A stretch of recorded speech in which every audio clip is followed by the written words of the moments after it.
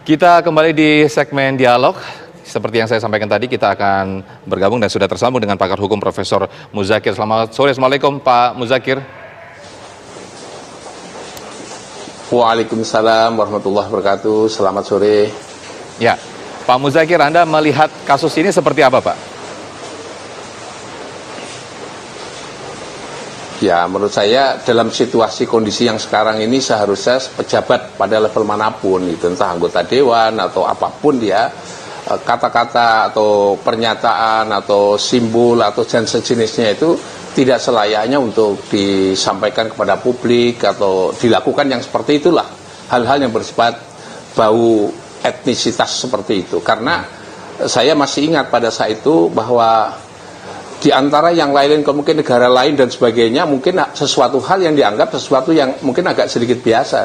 Tapi kalau di Indonesia, dalam konsep negara kesatuan Republik Indonesia, yang berbau masalah etnis dan sebagainya itu harus dihindari lah. Karena kita itu NKRI, Negara Kesatuan Republik Indonesia, dan falsafahnya adalah Bhinneka Tunggal Ika gitu. Jadi kita harus saling merawat satu dengan yang lainnya. Ketika orang mengatakan penghinaan itu mau dihapus, saya tentang itu.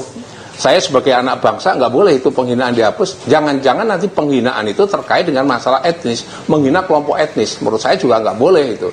Itu yang memecah belah persatuan Republik Indonesia. Jadi ini mengingatkan kepada kita semuanya bahwa pejabat itu kalau ngomong hati-hati benar gitu. Hati-hati benar karena dampaknya kurang bagus. Demikian juga penegak hukum harus hati-hati benar. Jangan sampai menegakkan hukum karena faktor etnis, pertimbangan etnis juga tidak boleh. Semua kalau salah benar adalah benar gitu. Jangan sampai karena etnis tertentu kemudian karena kelompok tertentu terus kemudian karena dia melanggar kecil apapun terus dibiarin. Sementara yang lain melanggar besar nggak diapain, itu juga nggak boleh gitu. Pendek kata menjaga stabilitas dalam konteks negara kesatuan Republik Indonesia sebaiknya adalah ya penegak hukum itu benar-benar netral, tidak boleh mengandung unsur etnis, membela etnis dan atau yang lainnya itu tidak boleh. Gitu. Oke, Prof, mari kita lihat lagi, Prof, soal mungkin kita bisa mengingat capturean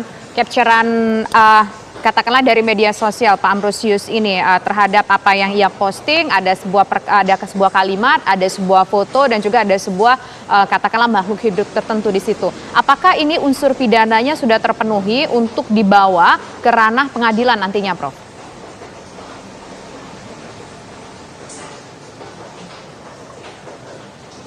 Iya. Apakah kita melihat dulu atau kami langsung jawab? Langsung saja dijawab, Prof. Langsung jawab ya. Saya menyimpulkan dari apa yang saya ketahui, dari apa yang saya lihat dari media sosial dan semuanya, menurut saya adalah itu sudah masuk kualifikasi kalau paling rendah itu adalah namanya perbuatan penghinaan, itu paling rendah ya.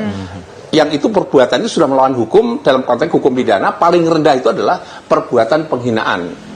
Penghinaan itu ada dua, penghinaan yang kalau itu merendahkan kelompok disebabkan karena kelompok, karena agama, etnis dan sebagainya, itu penghinaan yang hukumannya lebih berat ya. Itu namanya adalah membuat permusuhan dalam konteks penghinaan itu adalah lebih berat.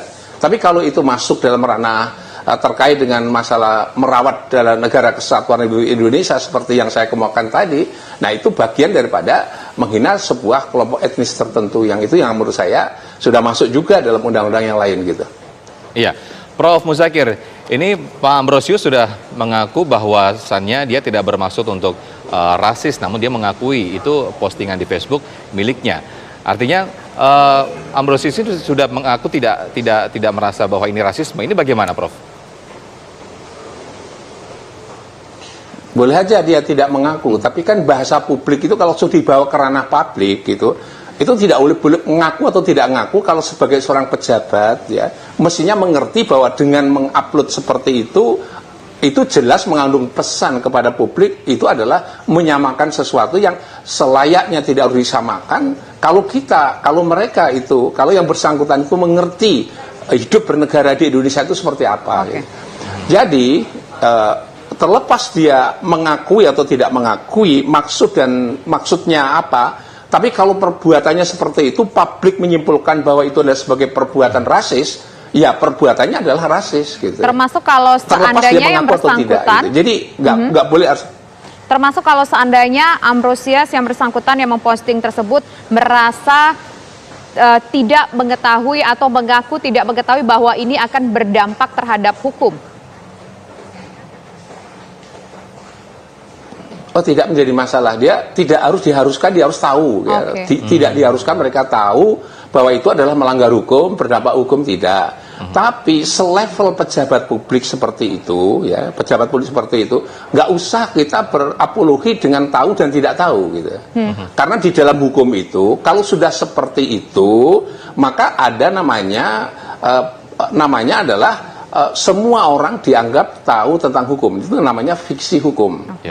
Apalagi level tingkat pendidikan pelakunya itu sudah level pada pejabat, ya.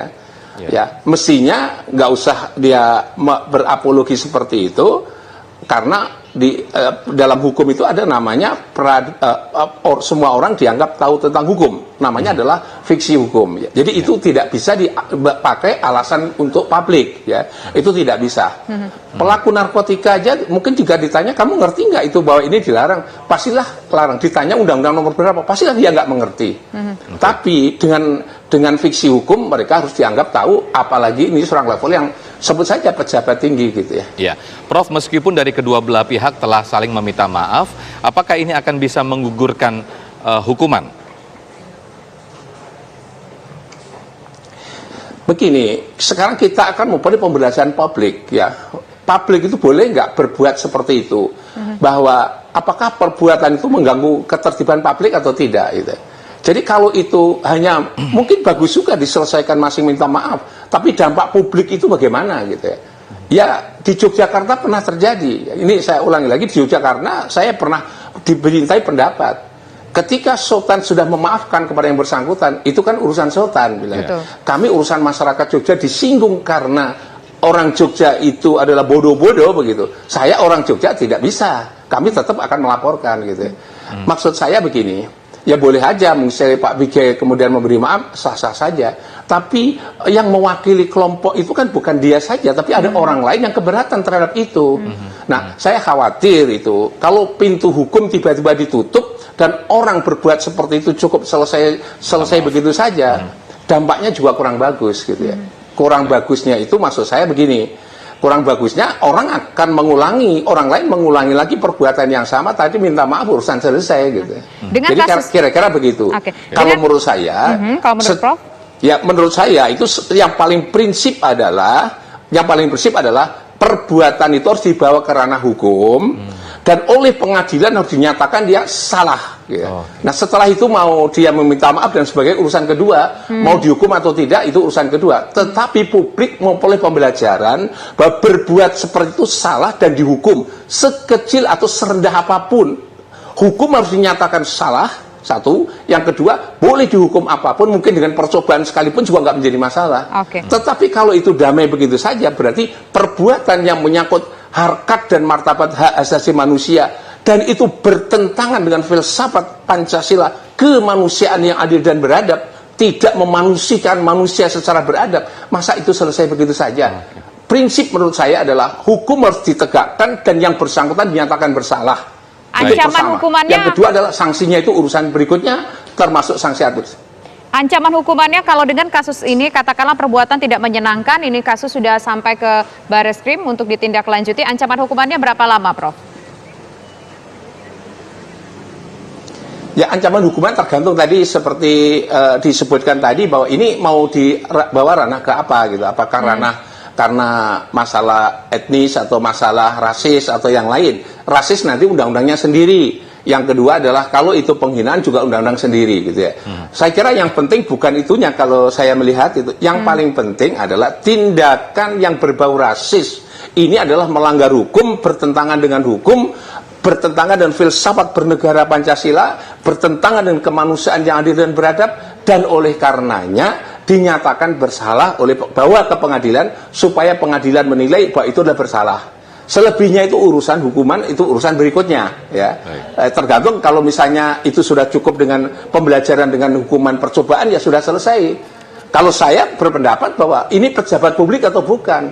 Kalau pejabat publik sebaiknya dicopot dari jabatan publiknya, gitu. Supaya negara Indonesia terawat dalam negara kesatuan Republik Indonesia, begitu. Baik, Profesor Muzakir selaku pakar hukum, terima kasih atas waktunya. Selamat sore, Assalamualaikum.